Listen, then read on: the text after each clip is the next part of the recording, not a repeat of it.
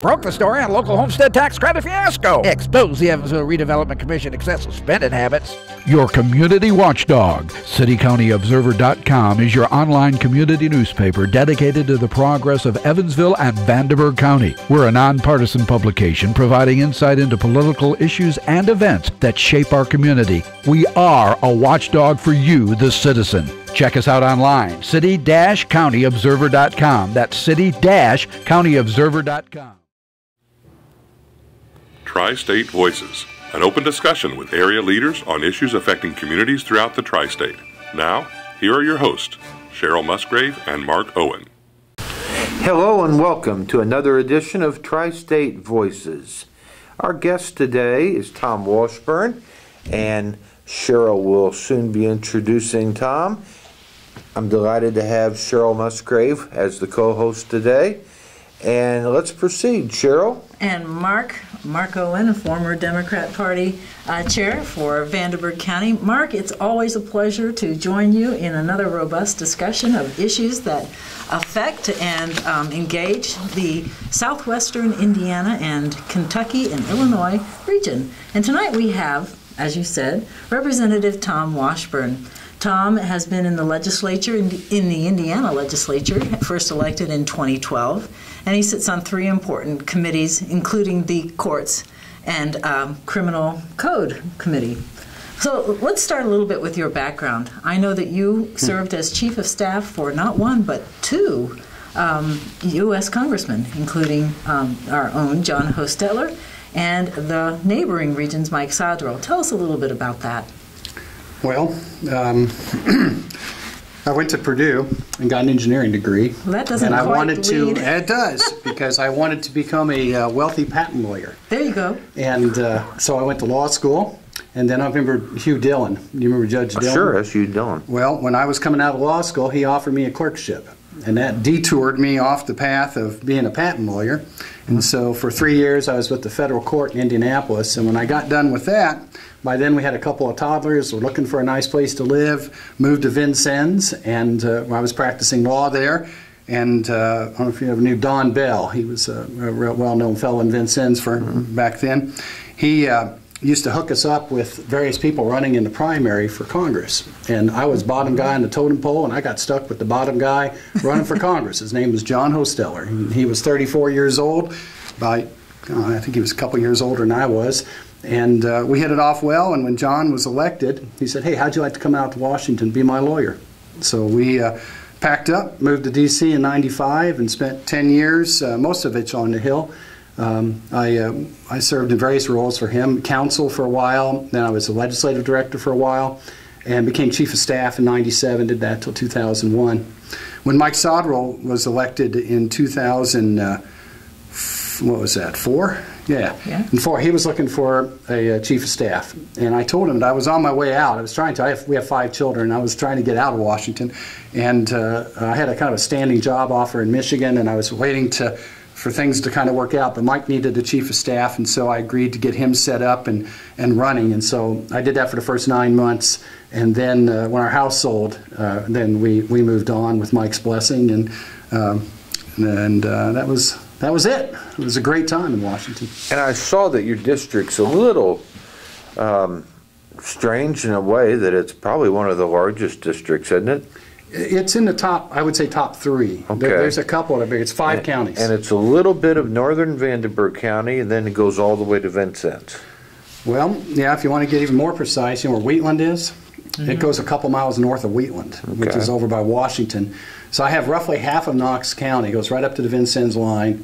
I have about a third of Pike County, very unpopulated region. If you're running up 69 and when you leave kind of Oakland City and you go up to about Petersburg, everything to the left is in District 64, and it's a very unpopulated area. Can we get you to have a gas station with a bathroom installed somewhere? Well, you know, Gibson County really is blessed because they have those 3 exits there, and they are working feverishly to have industrial parks and economic development. They got to get their sewer and other utilities well in place, their water, before that can happen, but they're pretty close. All of Gibson County, I got a strip of northern Posey, of Poseyville, Cynthiana, and Griffin. And in Vanderburgh County, on the west side of 41, it's kind of like a line between Wolf's Barbecue and Resurrection Church, kind of everything north and west of that. And then on the east side of 41, it's roughly north of Boonville New Harmony Road, but there's a little jug in there from. So where's the center of population in your district? Or is it would just be all if you spread wanted out? to, the biggest town in is Princeton. Princeton, which is okay. my hometown. I graduated high school in Princeton. But probably if you wanted to get center on the vote, it would be about Hobstadt. Okay. Something like that. Okay. But now you work at Old National Bank. I'm a also. lawyer for Old National Bank Corp., which is the holding company for the bank. And the insurance Here in company. Evansville? Yes, sir. Okay. And the insurance company and the other things that they do. Yeah. Well, tell us a little bit about what your focus is in the legislature and any important legislation that you had this year. Wow, that's kind of a broad I know, question. it's a big Very question. broad question. You know, clearly the role that takes the most of my time is being chairman of the Courts and Criminal Code Committee. It's a very active committee. It had, I think, probably the second highest number of bills assigned to it of any committee, which means for the chairman that you go through and you vet these bills out and try to ascertain which ones should get hearings and which ones are just going to have to be put off to another day. And so you go through the 60-plus bills that are signed, and you might be able to get 12 or 13 of those a hearing, and then move those onto the floor and out the door. I think the most critical piece of legislation that we worked on in the committee is something very critical to the criminal process. And you know, we revamped the criminal code to go from 4 felonies to 6 a couple years back. And this year, we were dealing with the reality that under the law, it says that you can't, for the low-level felonies, the level 6 felonies, you cannot send those people to the Department of Corrections. They're going to have to be dealt with locally. And doesn't that start at the end of this year or the beginning of next year? Yes. Yeah. I think that's a huge change. Now, I don't know if you so did you finish on that? No, I really hadn't. But okay. And so what it does is it creates a real need to take on the second part of the criminal code reform, and that is dealing with the recognition that we have treatment programs and we have technology available to us that we have never had before. And so, you know, while in the past it was about the only alternative we had to felons was incarceration. Mm-hmm. Now we're getting into some things that are just unbelievable. We took testimony about monitoring devices that not only have GPS capabilities that will keep track of where a person is, but also they're linked to visors that you can wear, and the visor will identify them and detect whether they're on drugs. And so you can check them 3 times a day to make sure they're clean. We also took testimony that 75% of the people who are incarcerated in Indiana are there either because of substance abuse or substance abuse-related crime. And so if we can find ways to deal with substance abuse in our criminal justice system, we can save a lot of money and we can have just a more fair system. We just didn't have these options in the past. And so with the low-level felons, we can do that for about $16 a day, and it costs us about $51 a day to incarcerate them at DOC. Okay. So it's a fairly robust savings. And so we worked on trying to put some parameters around how this is going to be implemented. And part of that was having $60 million allocated to local criminal corrections people for implementing these kinds of systems. So a chunk of that came here. It will, and it'll come based on the Sheriff's Department and the grants that they seek for dealing with it. And every area is going to be different of what they need. And so there's a lot of flexibility in how to do that. Well, I'll get back in that. I'm sorry. You had a question on... Well, I just wanted to point out a few statistics that I ran across. You know, Indiana's incarcerating people at the higher rate than our surrounding states and at a rate higher than the national average. We incarcerate 442 persons for every 100,000 folks. And so I'm wondering, do you ever talk about that? Do you ever talk about how many people we're throwing into jail versus, and you talked a little bit about money, but right. the fact that we're putting so many people in jail, and maybe there's another way of approaching it. It sounds to me like your approach was, instead of putting them in prison, you're going to leave them in the county jail, and perhaps try a couple of these other, monitoring devices. Well, we have a lot higher rate than that in Vandenberg. Really? Because if it's only 400 and something... 42 per 100,000? Yeah, our rate would be higher. Well, that's shocking. That's a So, the impetus toward incarceration, is there partly because we used to run under a 4-felony structure, and we had rather harsh incarceration. The level of the drug. Say, take for instance a drug conviction. Right. If it was based on a pretty small amount, you would still get a fairly robust prison sentence. But now, when we went to 6 levels of felony, it left room for the lower level drug offenses not to automatically get sentences of the same kind. So they aren't going to what do go you to mean jail by the lower necessarily. level drug offenses? Well, like possession of a small amount versus Of a narcotic? Yes, or versus a dealer of narcotic. Okay. Or maybe instead of 30 grams, you got to now, you'll still have a felony offense at 30 grams or whatever, but now if you had 40 or 45 or 50, it'll bump you up the felony chain, whereas before everybody was kind of bumped up the felony chain because there was only 4 levels. Am I making any sense? Yeah. Okay. Yeah. And so part of not only do you have the incarceration issues, but we also have the substance abuse issues. And we have now, we did a lot of work with something called Vivitrol, which is a drug that's been developed that you can get injected into people. And it is, the testimony is that it's like a wonder drug, that it curbs opiate addiction, it curbs alcohol addiction. The problem is it's rather expensive. But now we're going to try to incorporate that drug into our local corrections, and so that people, if they're coming in and getting their injections to try to curb their drug abuse, they're being monitored for their drug abuse. There's a whole lot more flexibility for our local judges to I don't implement recall. that. I'm just trying to think of what's the cost of that injection? I think what I recall was like $400 a month. That's what I was thinking. Wow. It was around Remember, $450 $50 a day, or whatever to incarcerate. I mean, if you can do an awful lot short of incarceration, and Now, who would does the person that's apprehended would be the one who pays that fee for the drug? Under some of the programs, yes. Under other programs, they could apply and make that part of their grant process, that they want to incorporate that into their criminal justice system. I believe you can do that way. And so you said that the sheriff would apply for the grants, and I assume what are they, community correction grants? Yeah, I believe it's community corrections and the sheriff. I'm not sure who has. I think it's the sheriff that has the grant. I mean, there's a lot of water under the bridge here. Because here, the community corrections now have all been moved over to the courts system. Yeah. And they've hired a director now that's going to take care of all community corrections and all the various programs that are being implemented or that are implemented. So I presume this will all fall underneath that position. I couldn't tell you for sure if the sheriff is required to be a part of that grant application or if it's solely community corrections. I just know that the grant application process is getting underway. Well, both Mark and I are former county commissioners, and the first thing I thought of when I hear that we're not going to, cost, but also the size of the jail. If we're not sending our jail inmates to the state prison in order that the state can save money, and we're having to apply for a grant in order to pay their expenses here, we may or may not get that grant.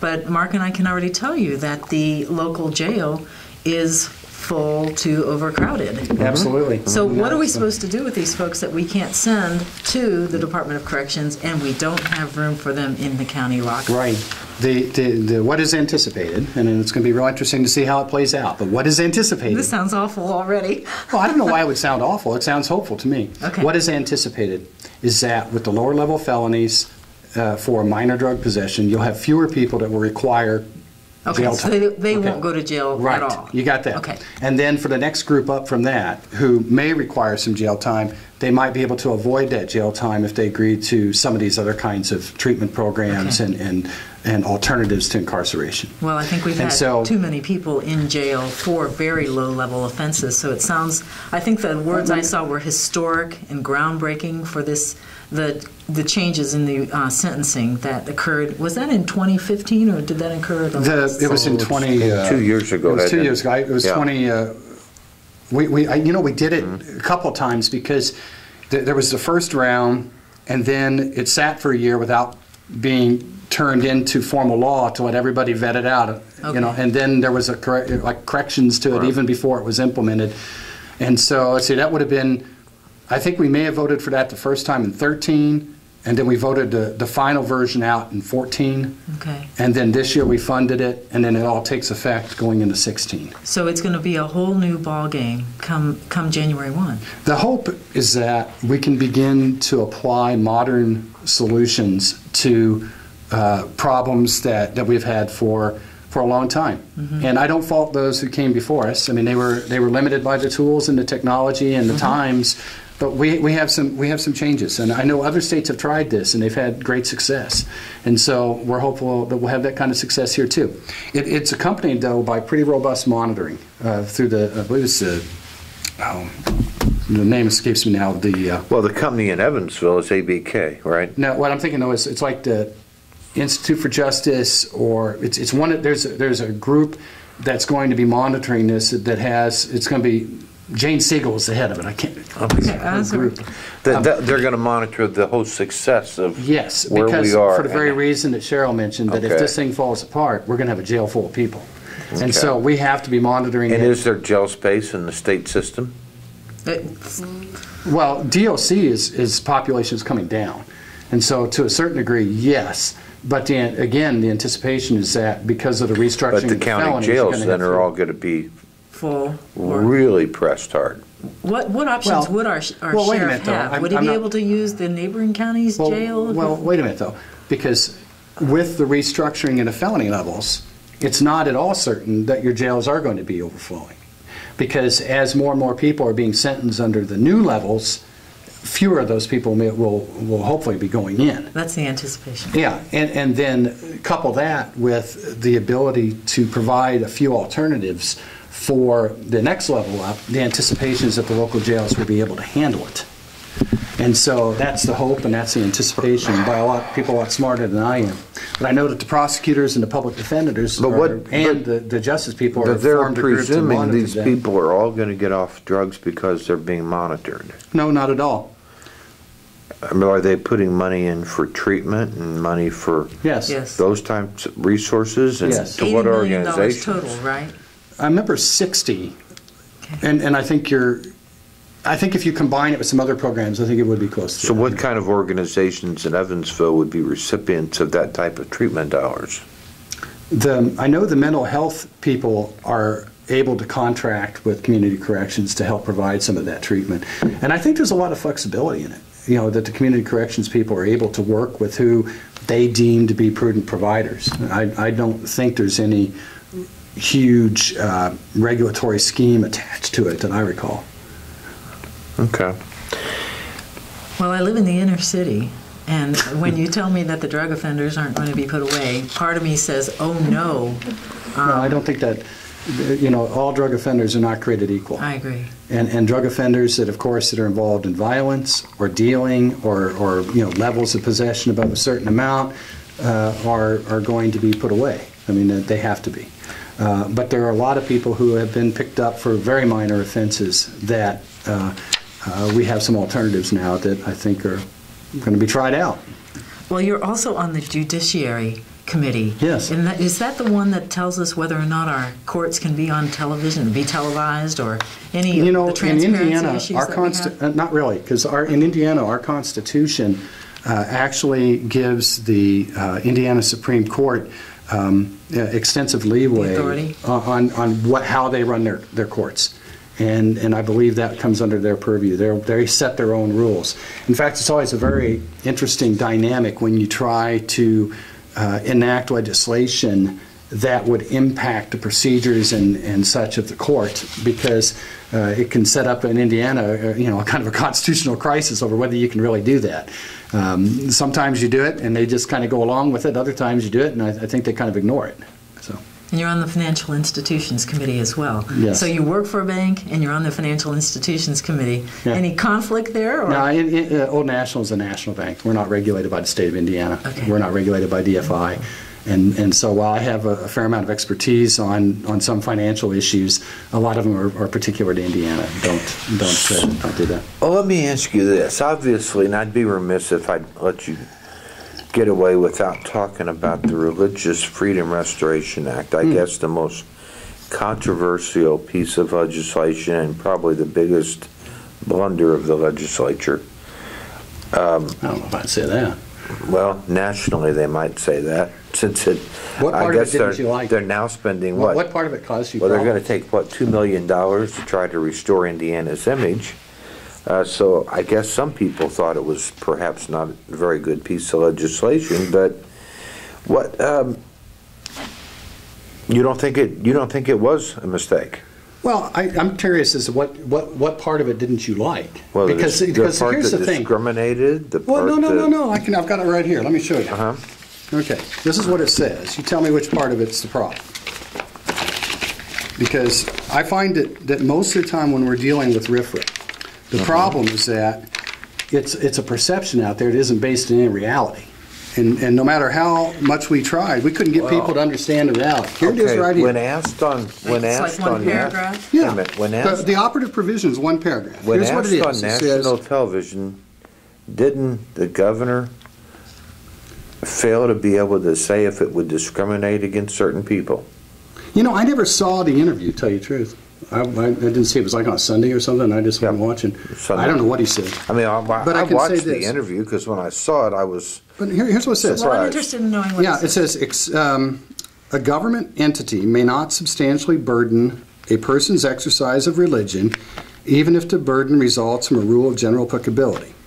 The government entity may substantially burden a person's exercise of religion only if the governmental entity demonstrates the application of the burden to the person is in furtherance of a compelling government interest, is the least restrictive means of furthering that compelling interest. That's it. That's the operative language of the whole bill. well. The entire bill is much greater than Well, that. yeah, but that though. doesn't. The rest Okay. of it's just like definitions and stuff. It doesn't have. This is the whole operative thing. And the thing is that this is the law in 30 states and the federal government. And all it says is that if the government's going to take an action, okay, if the government's going to take an action like a zoning ordinance, like a trespass ordinance, like a whole bunch of other things, and that you believe that it infringes your constitutional right to the free exercise of religion, that the government has to have a very good reason, a compelling reason, and that the government's action have to be the least restrictive means. That has been fundamental rights law forever in the United States. And so when it was turned on it and people said, well, this is going to be discrimination, I think people who are versed in this look at it and say, what? Because the government has a compelling interest in stopping discrimination. RFRA, the Religious Freedom Acts, have been unsuccessful in those cases. And so that's why the House of Representatives and the Senate said, okay, look, if everybody's upset about that, just take it out because it doesn't have any applicability a anyways. business couldn't refuse to serve someone under this. A business can't, no, because the business's rights extend from the Indiana Constitution, right? Mm-hmm. Now, there's no determinative thing here. All this does is set up the process. It says that if it's going to be in furthering compelling government interests in the least restrictive means. And the reason why is Well, I it think says... that can be interpreted in a number of ways. Yeah, but look, this is the Okay. Indiana Constitution. No law shall, in any case whatever, control the free exercise and enjoyment of religious opinions or interfere with rights of conscience. Why have we gone all these years and without having to need this, and all of a sudden this is needed? Because in 1990, what was that? About 1993, the Supreme Court said that if there was a general law of general applicability, that would be subject to a rational basis test. And so President Clinton and others were really upset about that because they said, wow, you know, a rational basis test on free exercise of religion is really gutting the federal Constitution. Therefore, they enacted the Federal Religious Freedom Act. But it was substantially different. No, it's exactly the same standard. No, it's not. Yeah, it is. No, it's not. No. What's different? The provisions in the act that were created in 1992, or whatever year it was by Clinton, are different than this. No. I can't recall the exact wording. The only difference... But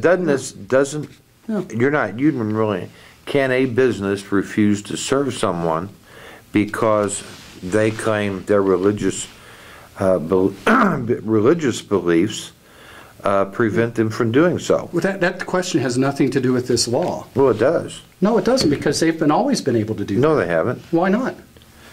Sure they have. Anybody, no, I don't think so. There's yeah, look. Why did we need this? It's all it did was set up a framework to implement the Indiana Constitution. Okay. That's all. Why did we need this after all these years? You're saying it goes back to the 1992 or 93? Well, there was a concern. So we're talking, what, 22 years ago? 23 years ago we've gone without it, and all of a sudden... When you have a president that won't enforce the borders, and you have a president who's doesn't enforce the borders. Let me well, finish. What about the previous president? Hey, fella, let me finish. Did he enforce the borders? Let him finish. He is our He guest. enforces the borders. There's more Border Patrol agents today than there were. When you have a president won't enforce the border. No, there's when more. you have a president No, that there's ignores the more. Constitution on There are immigration. more border When you have a agents president that ignores the today. Constitution on He immigration. does not ignore the Constitution on immigration. He's just been told that by the Fifth Circuit Court of Appeals that he No. Okay, and when you have a president that says to churches and other people that you've got to cover things that you are morally against in your health plans, there is an angst That is not. and a concern. That is also not accurate. No, there is an That angst. is also not accurate. He lost it to the U.S. He Supreme has Court on it, Val. Okay. So Health whenever there's organizations Let that me ask were a question. religious-based were exempted Indiana from that. did take action to change the language in that. Sure. To do a RFRA fix. Yeah. And then we are all got it right here. anticipating. We're all anticipating that. And we're going to spend $2 million to hire a PR firm to get us out of this perception that Indiana is a bigoted state to live in. Well, Tom, what is the likelihood that in the next session we'll be doing legislation that protects the rights of folks who are gay, lesbian, transgender? What is the likelihood that we're going to take steps in that direction? Well, I think Senator Long has said that the Senate's going to be looking into that and taking it up. And so it sounds to me like it'd be fairly reasonable that it would come up. We didn't do a summer study committee in favor of having informal discussions. Did I hear that correctly? Yeah, I wouldn't read too much into that, to tell you the truth, because summer study committees, there's various issues on that. But I'd say most issues that come through the legislature don't come through summer study committee. But you think that we will see some legislation that will take it in the direction that perhaps assuages those who were so incredibly upset by the unintended, let's just call it the unintended consequences of the RFRA. Well, when you're battling perception versus reality, it's a very difficult thing to try to address. They tried to address it. We tried to address it through the fix, where we said, look, okay, it doesn't apply to services. The law doesn't apply to services. Just plain old, because it never was used now. What we're talking about is like when they say you can't park 3 cars in front of your church on Wednesday night, or in front of your house on Wednesday night because you want to have a Bible study, that there's an ordinance against that. We're saying, well, that's the kind of thing that you would use RFRA to try to go after. Well, thank you very much for coming. This has been a very engaging discussion, and I really appreciate it. It has been. It's been interesting. We had more time. It'd been more engaging. Yeah, we had a... Yeah. But Cheryl, it's good to have the opportunity to be back again and for us to be able to have these shows. And I encourage everybody to log on to Facebook and like our Facebook page, and you can see this and all other episodes of Tri-State Voices on our YouTube channel. So please go on there, log on, and like the ones that you like the best, and send us your ideas for future episodes. Thank you. Thank you.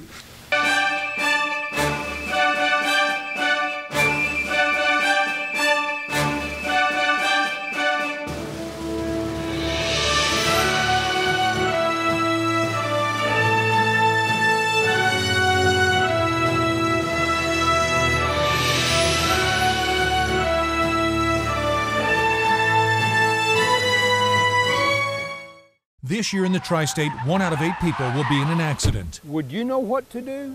Pain and suffering, lost time if you're working. When you call Woods & Woods, you are not a statistic. You are our client, and we will fight to get the money you deserve. If you're in an accident, call Woods & Woods if you want justice.